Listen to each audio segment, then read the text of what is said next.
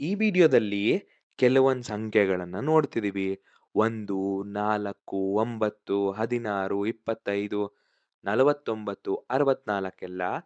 ನೀವಿದನ್ ಗಮನಿಸಿದಾಗ ಸಂಖ್ಯೆ 1 ಅನ್ನೋದು 1ರ ವರ್ಗ, 4 ಅನ್ನೋದು 2ರ ವರ್ಗ, 9 ಅನ್ನೋದು 3ರ ವರ್ಗ, ಇದು ಬಂದು 5ರದ್ದು, ಇದು 7, ಇದು 8ರ ವರ್ಗ ಅಂತ ಆಗುತ್ತೆ. ಈ ಸಂಖ್ಯೆಗಳು ಪೂರ್ಣಾಂಕಗಳಿಗೆ ವರ್ಗವಾಗಿರೋದ್ರಿಂದ ಇದನ್ನ ನಾವು ಪರಿಪೂರ್ಣ ವರ್ಗಗಳು ಅಂತ ಕರಿತೀವಿ. ನೆಕ್ಸ್ಟ್ ಈಗ 7ರ ವರ್ಗ ಅಂದ್ರೆ 49 ಅಂತ ಹೇಳ್ತೀವಿ. ಅದೇ ತರ ಇನ್ನೇನ್ ಹೇಳ್ಬೋದು? 7 ಎಂಬುದು 49ರ ವರ್ಗಮೂಲ ಅಂತ ಹೇಳ್ಬೋದು. ವರ್ಗಮೂಲ ಅಂದ್ರೆ ನಾವಿದನ್ನ ಒಂದ್ ಚಿಹ್ನೆ ಮೂಲಕ ಹೇಳ್ತೀವಿ. ಈ ತರ. ಇದನ್ನ ನಾವು ಸ್ಕ್ವೇರ್ ರೂಟ್ ಅಂತ ಹೇಳ್ತೀವಿ. ಅಂದ್ರೆ ವರ್ಗಮೂಲ. 49ರ ವರ್ಗಮೂಲ ಏನು ಅಂದ್ರೆ 7 ಅಂತ ಆಗುತ್ತೆ. ನಾನೀಗ ಸಂಖ್ಯೆ 100 ಅನ್ನೋದು ಪರಿಪೂರ್ಣ ವರ್ಗನ ಅಂತ ಕೇಳಿದ್ರೆ ಏನ್ ಹೇಳ್ತೀರಾ? ನನ್ನ ಕೇಳಿದ್ರೆ ಹ್ಞೂ ಅಂತ ಹೇಳ್ತೀನಿ. ಯಾಕಂತ ಹೇಳಿದ್ರೆ ನನಗ್ ಗೊತ್ತು. 100 ಅನ್ನೋದು ಒಂದು ಪರಿಪೂರ್ಣ ವರ್ಗನೇ. ಹೌದು. 100 ಅನ್ನೋದು ವರ್ಗ ಸಂಖ್ಯೆ. ಹಾಗಾದ್ರೆ 100ರ ವರ್ಗಮೂಲ ಏನು? 10 ಅಂತ ಆಗುತ್ತೆ. ಇದೇ ರೀತಿ 196 ಅಂತ ಕೇಳ್ಬಿಟ್ರೆ ಇದನ್ನ ಹೇಳ್ಬೋದು. ಬಟ್ ಸ್ವಲ್ಪ ಟೈಮ್ ಹಿಡಿಯುತ್ತೆ. ಒಂಚೂರು ಯೋಚನೆ ಮಾಡ್ಬೇಕಾಗುತ್ತೆ. ಇದಕ್ಕಿಂತ ದೊಡ್ಡ ಸಂಖ್ಯೆ ಕೊಟ್ಬಿಟ್ಟು ಇದೊಂದು ಪರಿಪೂರ್ಣ ವರ್ಗನ ಅಂದ್ರೆ ಏನ್ ಹೇಳ್ತೀವಿ? ಹೌದಲ್ವಾ? ಒಂದ್ ಸ್ವಲ್ಪ ಕಷ್ಟ ಆಗುತ್ತೆ. ಇದಕ್ಕಾಗಿನೇ ನಮ್ಮತ್ರ ಒಂದು ವಿಧಾನ ಇದೆ. ಅದು ಬಂದು ಅವಿಭಾಜ್ಯ ಅಪವರ್ತನೀಕರಣ, ಪ್ರೈಮ್ ಫ್ಯಾಕ್ಟರೈಸೇಷನ್ ಅಂತ. ಇಲ್ಲಿ ಸಂಖ್ಯೆ 196 ಅನ್ನೋದು ಸಮ ಸಂಖ್ಯೆ. ಹಾಗಾಗಿ 2ರಿಂದ ಭಾಗಿಸ್ಬೋದು. 2ರಿಂದ ಭಾಗಿಸ್ದಾಗ ಇಲ್ಲಿ 98 ಅಂತ ಬರುತ್ತೆ. ಮತ್ತೆ 2ರಿಂದ ಭಾಗಿಸ್ಬೋದು. ಎಷ್ಟು ಬರುತ್ತೆ? 49. 49ನ್ನ ನಾವು 7ಯಿಂದ ಭಾಗಿಸಿದಾಗ 7 7 49 ಮತ್ತೆ 7 7. ಹಾಗಾದ್ರೆ 196ನ್ನ ಹೆಂಗ್ ಬರಿತೀವಿ? 2 ಇಂಟು 2 ಇಂಟು 7 ಇಂಟು 7 ಅಂತ ಬರಿತೀವಿ. ನಾನ್ ಸ್ವಲ್ಪ ಸಂಖ್ಯೆನ ಅದ್ಲು ಬದ್ಲು ಮಾಡಿ ಬರಿತೀನಿ. ಇಲ್ಲಿ ನೋಡಿ 2 ಇಂಟು 7 ಇಂಟು 2 ಇಂಟು 7 ಅಂತ ಬರಿತೀನಿ. ಇದನ್ನ ಸ್ವಲ್ಪ ಗುಂಪಾಗಿ ಕಾಣ್ಲಿ ಅಂತ ಮಾಡ್ಕೊಂಡೆ. ಹಾಗಾದ್ರೆ ಇದೊಂದ್ ಗುಂಪು ಅಂತಾಯ್ತು. ಇದಿನ್ನೊಂದ್ ಗುಂಪು ಅಂತಾಯ್ತು. ಇದನ್ನ ಹೆಂಗ್ ಬರಿಬೋದು ಅಂದ್ರೆ 196 ಎನ್ನೋದು 2 ಇಂಟು 7ರ ಘಾತ 2 ಅಂತ ಆಗುತ್ತೆ.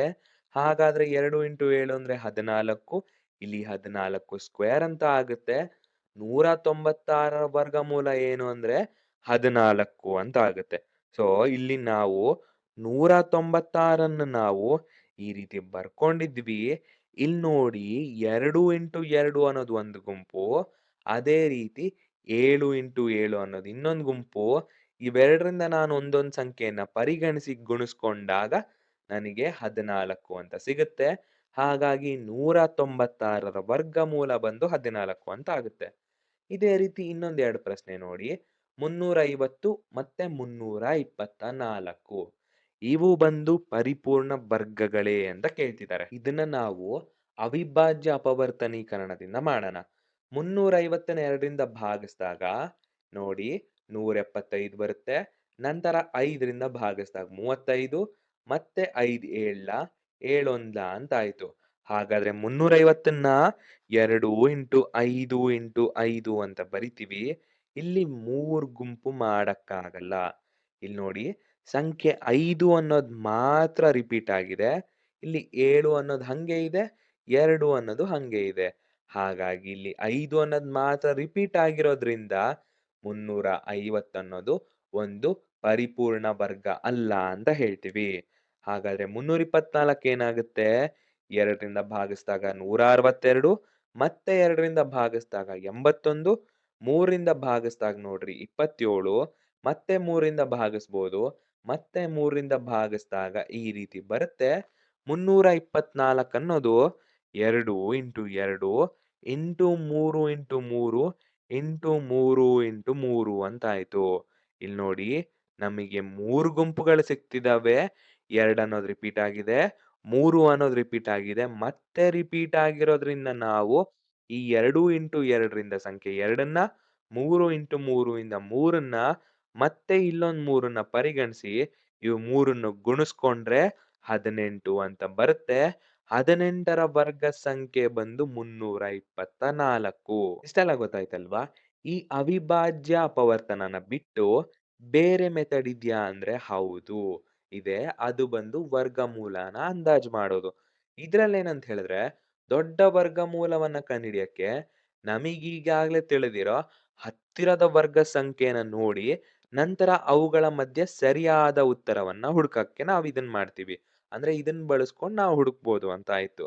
ಇಲ್ಲೊಂದ್ ಪ್ರಶ್ನೆ 1296 ಇದೊಂದು ಪರಿಪೂರ್ಣ ವರ್ಗ ಸಂಖ್ಯೆ.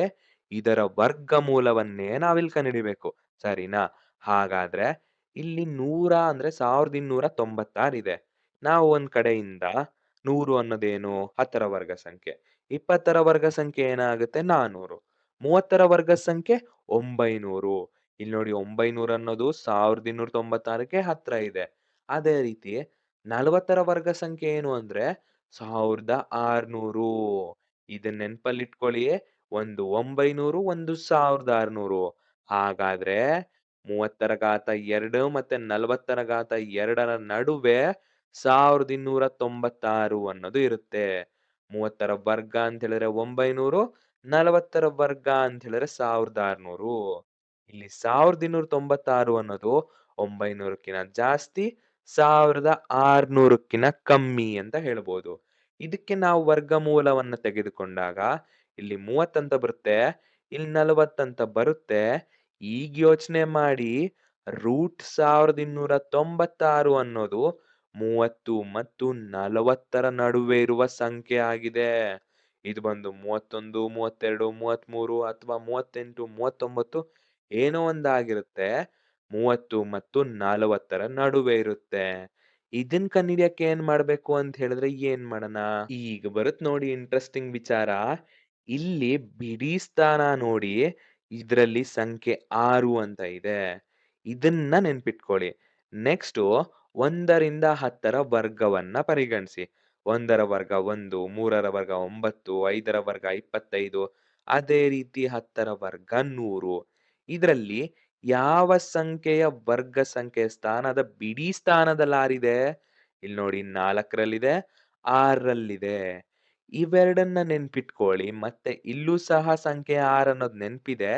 ಈ ಟ್ರಿಕ್ ಏನಪ್ಪಾ ಅಂತ ಹೇಳಿದ್ರೆ, ಇಲ್ಲಿ 1296ರ ವರ್ಗಮೂಲ ಒಂದ್ ಬರುತ್ತಲ್ವಾ ನಂಬರು, ಅದರ ಬಿಡಿ ಸ್ಥಾನದಲ್ಲಿ ಒಂದು 4 ಇರುತ್ತೆ ಅಥವಾ ಸಂಖ್ಯೆ 6 ಅಂತ ಇರುತ್ತೆ.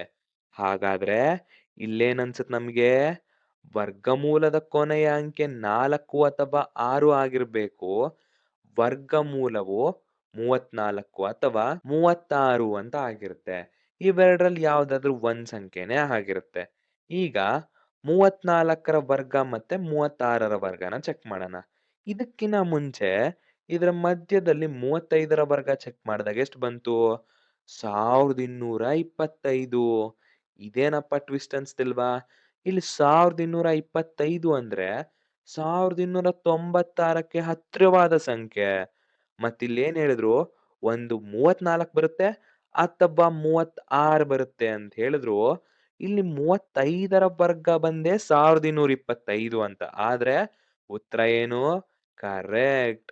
1225 ಅನ್ನೋದು 1296ಕ್ಕಿಂತ ಕಮ್ಮಿ ಇದೆ.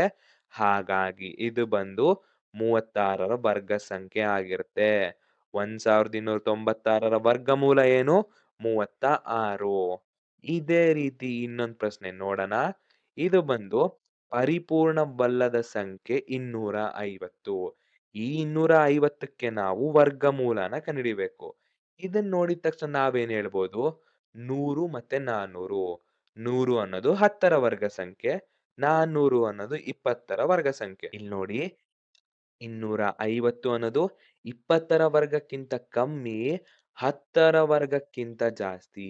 ಇದಕ್ಕೆ ನಾವು ವರ್ಗಮೂಲವನ್ನು ತೆಗೆದುಕೊಂಡಾಗ 10 ಮತ್ತೆ 20ರ ನಡುವೆ √250 ಅಂತ ಇರುತ್ತೆ. ಹಾಗಾದ್ರೆ ಈ ಸಂಖ್ಯೆ ಏನಾಗಿರ್ಬೋದು?